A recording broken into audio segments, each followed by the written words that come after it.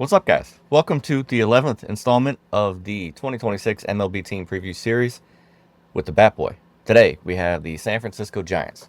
Before I get into them, I don't know if you noticed the new hat. We have officially gotten our second sponsor. Shout out to Sunday Swagger. This is more for my golf folks. They got a lot of golf shirts, quarter zips, sweaters, hats galore. They got awesome stuff over there. No promo code for this one. The link is in the description. We have customized links. So you follow that link, you get 15% off. And they got awesome design. Everybody plays golf nowadays. So go check out Sunday Swagger and get 15% off. Link is down below. All right, let's get into the Giants. 2025 recap. 81 and 81. Third place in the NL West. They have been the model of mediocrity for the last few years. Since 2021, where they won 107 games and won the division, they have since won 81, 79, 80, and 81 games. Terribly mediocre. 2 playoff appearances in total since winning 3 World Series in 5 years, ending in 2014. They won the division in 2016, and then again in 2021. Other than that, it's been a big nothing. So, cautiously optimistic because I like some of the moves they made. However, judging by recent history, not a whole lot to be overly optimistic about. Notable moves: they added outfielder Harrison Bader, 2 years, $20.5 million. First baseman and potentially second baseman again, Luis Arias, 1 year, $12 million. A pair of starting pitchers, Tyler Mahle and Adrian Hauser, each about $10 million a year. Mahle for 1, Hauser for 2. And relief pitcher Sam Hentges, 1 year, $1.4 million. And they have lost starting pitcher Justin Verlander and catcher Andrew Knizner. I will point out that Sam Hentges just underwent arthroscopic knee surgery in September. He's projected to be ready for opening day, but has something to monitor. Keep an eye on. Spring training. I will say, there is not an infield in Major League Baseball that I am more excited to watch. This infield is going to be prolifically powerful, from Chapman to Devers to Adames. Luis Arias is one of the best bat-to-ball hitters in Major League Baseball, and they're going to be horrifically defensively because Arias, Adames, and Devers are equally putrid at their respective positions. Arias moving to second is going to make him even worse defender than he was at first. Adames is not a very good defensive shortstop, and Devers is just terrible no matter where he steps on a field. Offensively, they are going to be exciting to watch. Defensively, they're going to be equally exciting to watch for bad reasons. And then you got Matt Chapman, who's the Gold Glove third baseman. I think it's going to be like an episode of Bad News Bears every night. I truly believe this infield defense is going to cost them, I would wager a guess, 7 games this year. I think their offense could make up for a few, but their defense could cost them a good chunk of baseball games. It's almost as if we would like to see Matt Chapman play kind of shallow center. Not really center, but I'd say 20 feet behind second base, and see how much of the entire infield he can cover.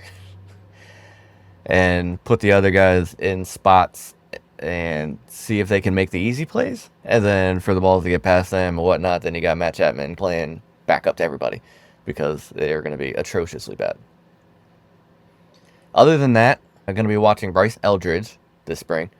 6'7", power-hitting lefty. Aaron Judge has made the 6'7" baseball player cool, apparently, because now we're getting to see a bunch of them, from Spencer Jones with the Yankees, and now Bryce Eldridge. Elly De La Cruz also. It seems like that long, lanky, power-hitting swing is becoming the new trend. He's a pretty poor defender. He's been known to really struggle picking balls out of the dirt at first base. Oh, yes, and he's a first baseman, for those who don't know. He is notoriously not very good at picking balls out of the dirt. Doesn't have a whole lot of range with that size. He's not very quick side to side. Range is very small. Probably going to become a long-term DH would be my guess. If the bat plays, then he's going to have to be in the lineup somewhere. Long-term DH is most likely. Especially Devers, probably the better defender of the two right now. shockingly. He does have 40-plus home run potential. His exit velocity is elite and strikes out a bunch. Interestingly, the fact that he's 6'7" and being compared to a left-handed Aaron Judge, his minor league numbers are eerily similar to that of Aaron Judge's minor league numbers. Prolific power, hitting the ball hard everywhere, and striking out a bunch. Aaron Judge, obviously, well, he still strikes out a bunch, but he has mitigated a lot of that and has become really the most dangerous hitter in the sport and the most dangerous hitter of probably the last couple decades. Bryce Eldridge is a polished hitter and just needs to get that strikeout rate down a little bit and figure out if you're going to play first base or DH. If he plays DH, I think he could put a little bit more emphasis on the offensive side of the ball, and I think that could help him first base. I think he's going to have to put a lot of effort into becoming a good first baseman, and that's going to take away from the time that he's going to spend trying to learn how to not chase bad pitches. Position battles, I didn't see any. I was scouring this roster, and I didn't see anything. It seems like they signed people to fill in the holes, and it almost appears the 26 man is set, barring a relief pitcher here or there. But I don't think maybe the fourth bench guy could be up for grabs. But I don't see much being up for grabs when it comes to the starting 9 and the starting 5, and the back end of the bullpen is not really going to change. I think it's mostly going to be watching how that infield can figure out how to get outs and watch Bryce Eldridge. Yeah. And we'll get into Devers. I got him in a minute. Actually, let's get into him now. Player focus. Rafael Devers was my choice because I'm extremely impressed with the 2025 that he had, given the circumstances around the 2025 that he had. Publicly battling with Boston management regarding his position, regarding Alex Bregman being signed to play third base. Devers didn't want to not play third base. He didn't want to move to first base. He didn't want to DH. He wanted to play third base, but statistically, he was the worst third baseman in Major League Baseball by pretty much every defensive metric baseball has to offer. Didn't want to move to first. They traded him to San Francisco. He played first. It was really weird. They were like publicly going back and forth. It was a strange season, and yet hit 252, which is the lowest batting average he's had since 2018. But on base 372, slugging 479. That's right where it normally is. Hit 35 bombs at 109 RBIs, OPS plus of 140. He had a good season with all of the distractions that he was dealing with.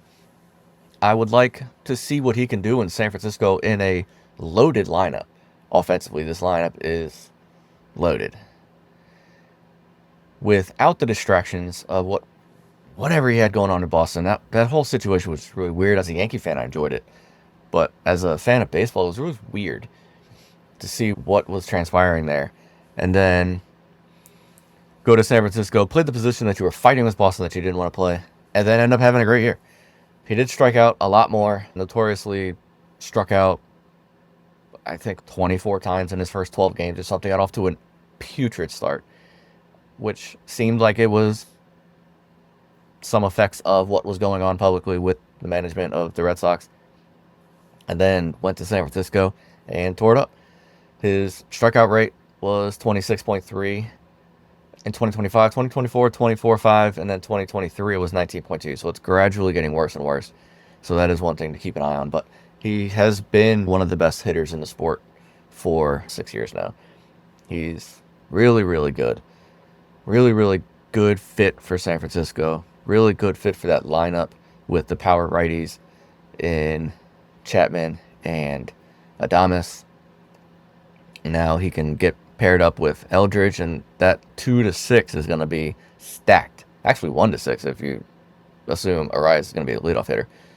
1 to 5 or 1 to 6 is going to be loaded in that offense.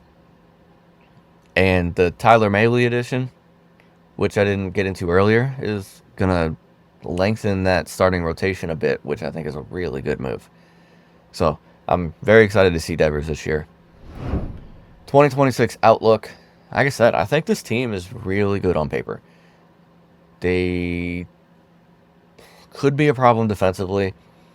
Outfield defense won't be an issue. Infield defense is going to be bad. The offense is going to be elite. However, they don't have too much depth. So should Chapman go down, or Devers go down, or Bader go down, they don't have a whole lot of reinforcements for that. They also don't have a whole lot of length with the pitching staff. They got a very good rotation in place should they all make 30 starts. We all know that's not going to happen. Someone's going to get hurt. Somebody's going to miss 3 starts here, 2 starts there, 4 starts there. Something's going to happen. Someone's going to need to step in. I think they're going to be in for quite a battle with San Diego for second in that division. I don't think either of them are going to beat the Dodgers. And if anybody does think they're going to beat the Dodgers, I would like to know what they're smoking or drinking or both. But I think Arizona might be a little bit meddlesome, but I don't think they're going to be able to compete with San Francisco or San Diego unless there's some kind of crazy injuries that occur or something crazy like what happened to the Braves last year, because we still don't have an answer for that. So I think second or third in the NL West, and they're going to be fighting for the back end of that wild card. That's all I got. This team is very straightforward. There wasn't a whole lot to analyze here. I think their 26-man is in place, and I don't think there's really going to be any changes being had during spring training no matter what happens, unless people get hurt. Production-wise, I don't think there's going to be any changes being made during the spring. It's just getting everybody ready to go. That's it. Lastly, new sponsor was mentioned earlier. Now, let's go back to the original sponsor. Shout out to Dubby Energy, also sponsoring this video. That link is below. That one does have a promo code, BATBOY, 10% off. They got awesome drinks. I got grapefruit citrus right here. I've been very clear about how much I love grapefruit drinks. The shaker is incredible. I'm not wearing the hat today because I wanted to rep the new one. It's so smooth. It tastes so good. Go to Dubby Energy. Get yourself some awesome drinks. Get a cool hat while you're there. Promo code BATBOY, 10% off. Tomorrow, we got the Pittsburgh Pirates. That one is going to be a little more interesting. That one will be a little more fun to discuss. So, tune in, like, subscribe, check us all out. Got the podcast, got the TikTok, got the videos. Subscribe on all of them. I'd appreciate it. See you guys tomorrow.